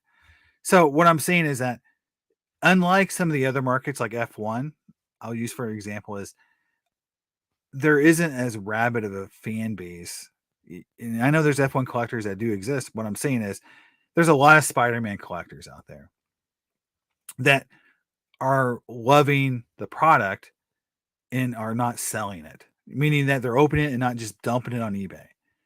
You see with Check Out My Cards, once EPAC ended, the dumping on eBay happened, the prices dropped on singles. But there's a stabilization at some point where there's enough collectors that prices aren't going to just crater to zero, because there is a base of collectors there for some Marvel cards. Is it 50,000 whatever some of the PMGs are selling for? No, it's not that. Those were pumped up, and the thing I love about the Marvel market was, you talk to those guys, like, it was the sports card guys who came in and pumped the market up. Yeah, I'm not sure that's true. I think some Marvel card guys got kind of like, hey, look, these things are worth a lot of money, let's promote them. So I think it was people coming into that market, DR.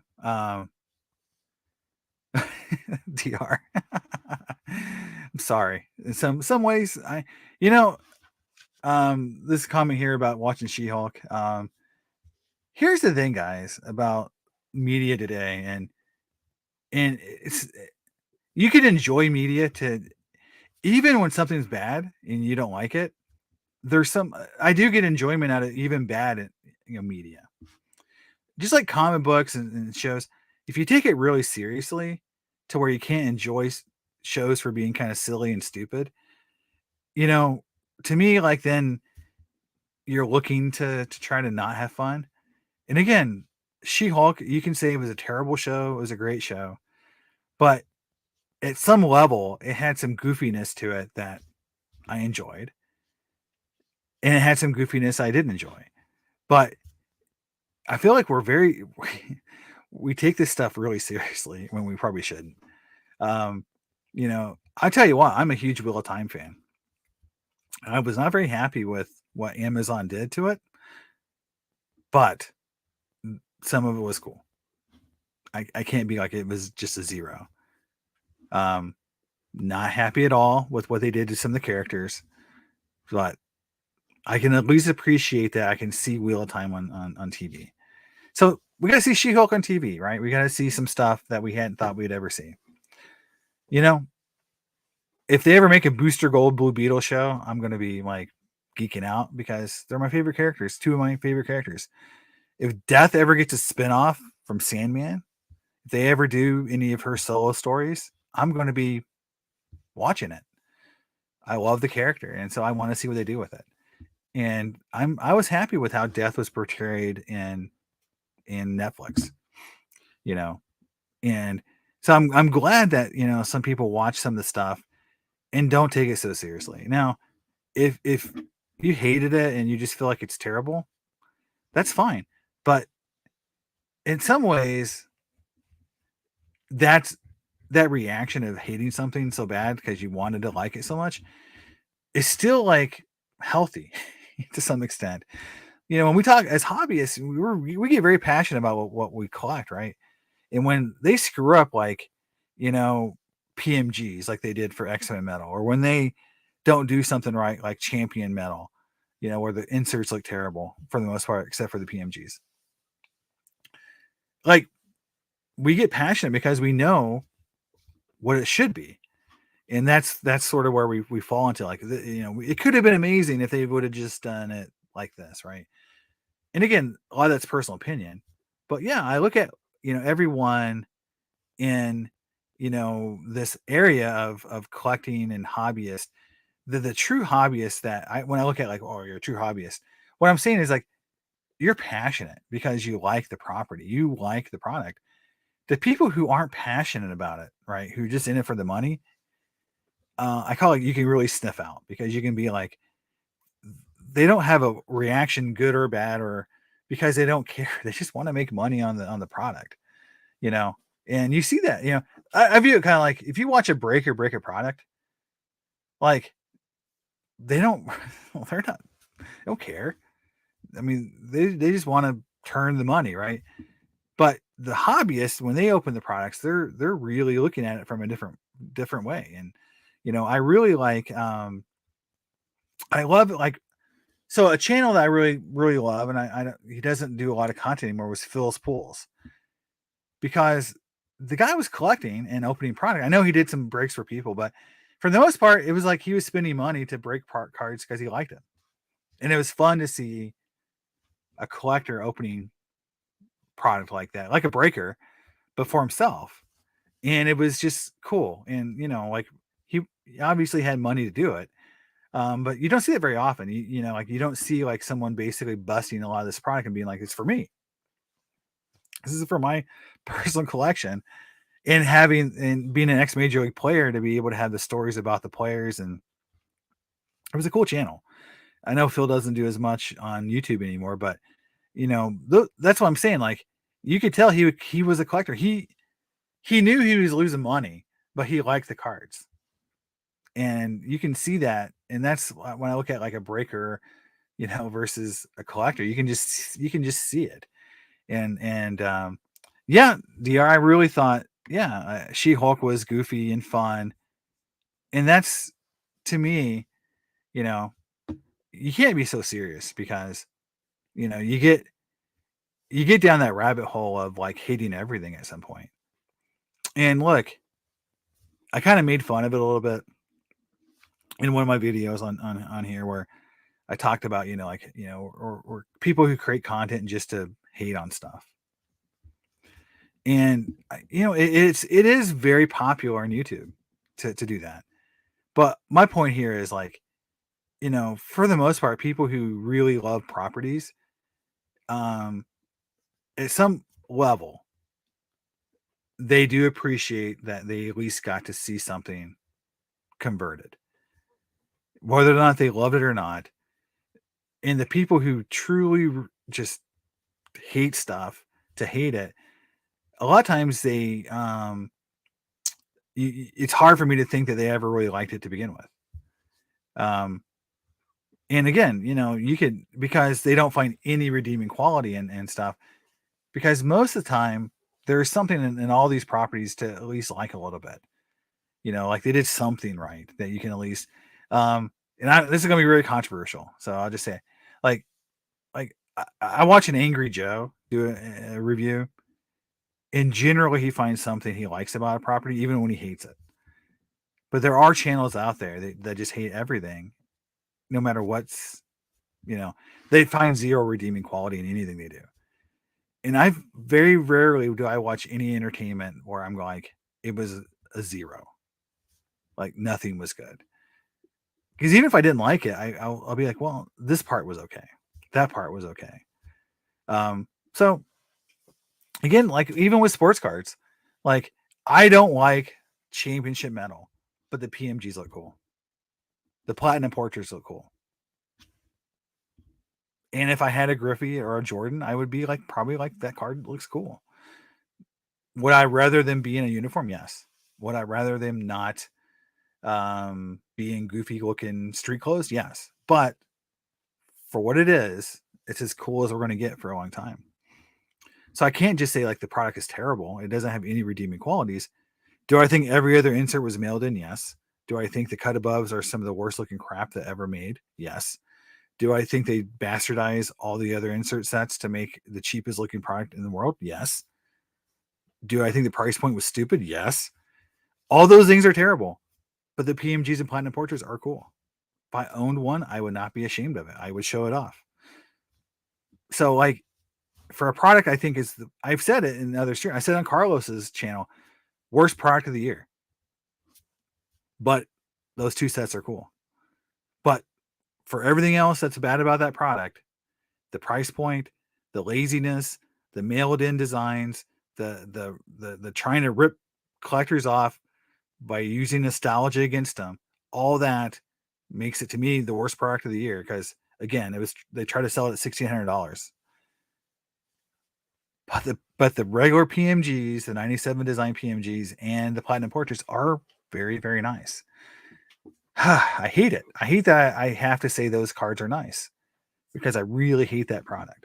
I want to just be like, don't buy it. It's terrible. But man, those PMGs, they look good.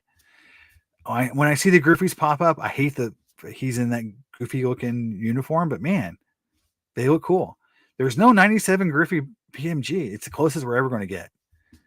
So again, that's what I'm saying. Like as a collector, I see that card, I'm like, oh, I don't want to buy it. Don't want to like it. But it's the closest you're ever going to get for now. So yeah, and I think as a collector, we have to be like, recognize that we're going to be contradictory sometimes, because that's the one thing that I talked about a little bit in the video, where I talk about collectors kind of have we do things to ourselves, right? We will do things that are nonsensical because we collect. We'll overpay.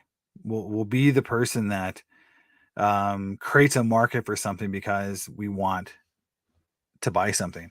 So I'll give you what I mean about this is like, the market's down, the market's crashing. I just paid the most for this King Griffey Jr. refractor that's ever been sold. In a market that's supposed to be crashing, I paid the most. So as soon as I paid for it, all of a sudden the King Griffey Jr.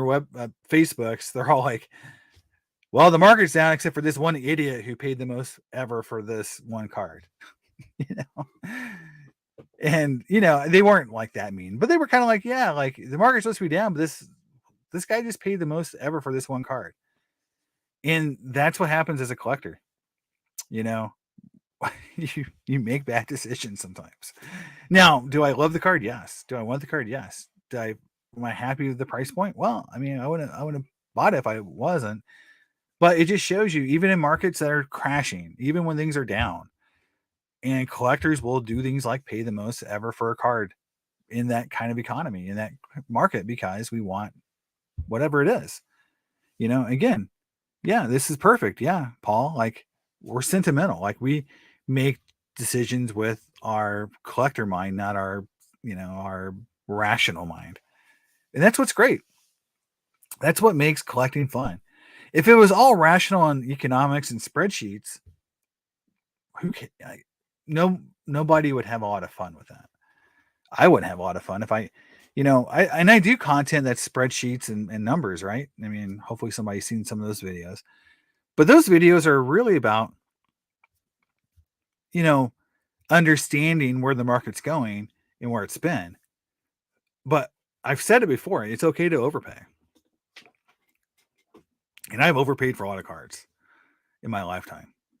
I mean, I paid for my 33 Ruth, I have the 4, the red the red background. I paid $3,000 over what the last sold price was when I bought it. 3,000. I paid $9,000 for a card that was selling for about 6,500.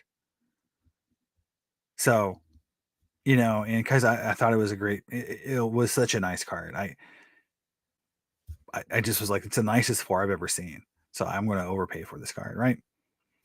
And of course, now it's worth a lot more than $9,000. But at the time, if I try to sell that card, or no dealer would have been like, I'm going to give you $3,000 over what VCP or the last 3 or 4 sales are. I mean, but that's what a collector would do, right?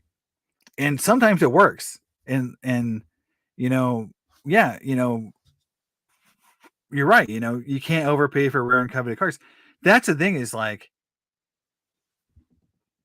there's this time period.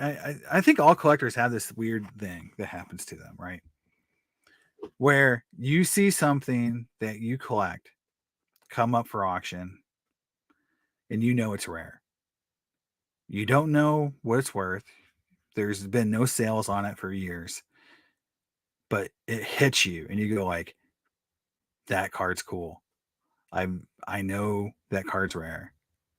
I haven't seen it in years. And I got a number in my head. But I'm going to go 500 over that number because I want it. And then it goes for almost exactly that $500 over. But you get it and you go like, and when that auction ends, it's not like you go, oh my God, I can't believe I had to pay that much money for it. You go like, thank God I won it. Whew, man, I didn't know if that was going to be enough. And then 10 years later, you pull that card out and you go like, oh my God, I can't believe I own this card. And the example I would give for me on that card is, if I can find it, I got it floating around here somewhere, is this card right here. And to some people, it may not be the coolest card ever, but it's my PMG Griffey, this the Hardball Galaxy. It was I bought it from PWCC. You can say the hate. I bought a card from PWCC. It's a little damaged, so it's probably a PSA 6. Or maybe a 7. It's in that range. I saw it and I'm like, I've never seen that card before. I've never seen a Hardball Galaxy PMG. It's numbered to 50. In this set, there's 5 cards in this, so only the first 45 were issued. The last 5 were put in you could get a redemption for all the cards. So in this 98 PMG set, the 5 cards cards 46 to 50 were part of a giveaway where you could get off all the entire set, which is insane. Could you imagine someone with that redemption? But anyway, that's an example. When I saw that card, I was just like, I've never seen this card before in my life. I don't know what it's worth, but I got a number in my head and I'm going to go 500 over it and hope I win it. And I won it. And now I'm like, man, I can't imagine, because I think I won that card around 2018. And that's the thing, is like, that's what a collector will do. And that drives the market, right? So that I set a new high for that card. The card I just talked about, the refractor card I just bought. But the idea is like, you own something that you didn't think maybe, like, for example, you may not have known existed. Yeah. Yeah, exactly. Can you imagine if you didn't win that and never saw it again? That's exactly what I was thinking. I'm never gonna see this again. Like, a card right now that's probably in that ballpark is probably the Golden Boss. I keep talking about the Golden Boss refractor. They don't come up for auction very often. So when one does, it's gonna have tons of eyeballs because they don't come up for auction. And it's gonna go for a big number. People just that's just how it's gonna be. People know it. Yeah. Again, yeah, that PMG, and again, I've showed this on a few Griffey card, Facebook, and a lot of people have never even seen the card. They're like, I know the card exists, but I've never even seen it. And that's what makes, collecting, when you're a passionate collector, those are the kind of memories. Like, I saw it. I knew it was special. I didn't want to pay what I paid for it, but I did. But I'm so glad I did. And I think that's the hard thing that's hard for people to really get. Yeah, exactly. Today's high prices are tomorrow's bargains. Exactly. Yeah, and this is something that the collectors regret. That you know, and there's two ways collectors regret happens two ways. One is by not pulling the trigger when you know you should. The other one is selling something that you know you shouldn't. And we've all done that too. Selling something that you know is going to go up in value. You know it's really rare, but for whatever reason you need to, or you have to, or whatever. Um, yeah, because I've got those. I mean, I've got so many cards. I mean, the number one. I mean, obviously, for me, and I don't know what the card's really worth. I don't got, like, so the number one regret card for me is, and I have two really, but number one is, you know, um, I had the one. So there's in the 2017 Florida Ultra Spider-Man set, there's two 101 Spider-Man cards. There's Peter Parker, there's Miles Morales. I had the Miles Morales 101 PMG, the gold Miles Morales. Paid $300 for it in an eBay auction on a best offer. I think the guy wanted 450 for it or 500, and I offered him 3 or 350, and he took it. Now, Justin says that his 101 Spider-Man is worth $4 million or something like that. He's given some price. I don't know what it's worth. Truly, I don't know what that car, but I know it's worth more than $350. I know it's probably at least $100,000. At least I would assume. If the Peter Parker is $1 million, then the Miles is at least $100,000 to $200,000. And I sold it at the National in 2018. And yeah, big time regret. And in the back of my mind, this is how I've never told this story, because I was going to talk to Justin about it. He's not very interested in talking to me about the story. I was going to talk to him about it because I figured like he would want some other perspective, like someone who had another 101, because he owns it. How it happened was this: I bought the card. Yeah. Oh my God. It's bad, in terms of regret. So it's even worse. So the reason why it's worse is this: is that I had a guy who wanted to make a deal with me at the National. He said, "Bring whatever you want. I'm going to buy whatever you bring because you have good cards." We did a deal the prior year, and so I was putting together, and I sold out I had Mike Trout. I was going to sell out my Mike Trout cards. I was going to sell out some of my newer cards to buy some vintage cards. And as I was just rolling around putting the cards together, that card was like in a box, that PMG. And I just threw it in there without even thinking about it. Like, but part of my brain said that card isn't even worth enough to bring to the show. and it's really cool. So why don't you just leave it home? Then another part of my brain said, I want to buy some vintage cards, and I was after a Clemente rookie card that I had sold earlier, and I want it back. So I'm like, it doesn't. I don't like. Part of my brain was, it doesn't matter what I sell. I want the Clemente rookie card because that's my favorite card of all time. Part of my brain was saying like that PMG isn't worth enough to sell, and could be a cool card. Like it's a 101, right? And I think I got $500 for it at the show. So it's tough. Yeah. So Michael, I had an SGC 88 Frank Thomas no name on front. I sold it for $1,200. I bought it for $1,200. I sold it for $3,000 on a PWCC auction. So more than double my money, but I'm pretty sure that was not a great transaction. And in retrospect, what that card's worth today, I'm not sure what it's worth today. I think it's maybe $10,000. I don't know if it's gone down. They don't sell very often anymore. But I had an SGC 88, no name on front.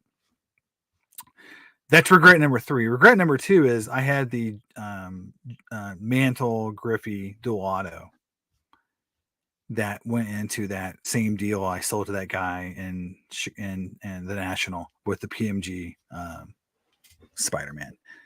So yeah, like those were, I mean, the thing that sucks is like, market value then versus now is like 2020. But I knew those cards were special, and I had a tunnel vision to get back my Clemente rookie card, to get back some of the vintage cards I had sold.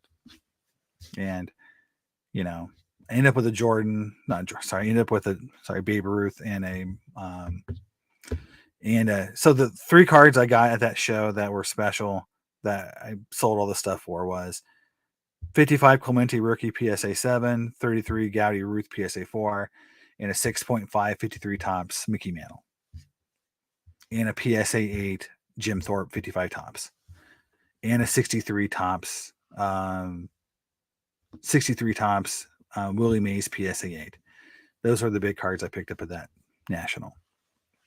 For all that stuff I sold. So I mean, I have cool cards out of it, but man, that Griffey and that